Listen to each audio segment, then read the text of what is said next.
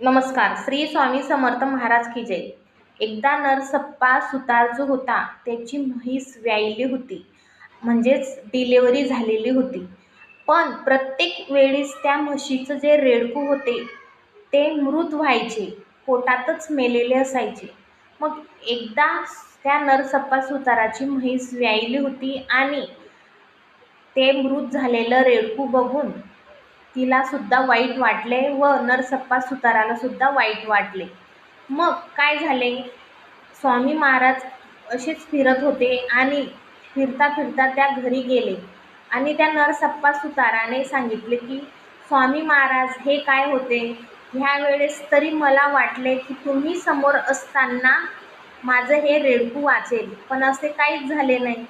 मग स्वामी महाराज त्या रेडकूजवळ गेले, प्रेमाने हात फिरवला, त्याच्याशी बोलले आणि आश्चर्य काय,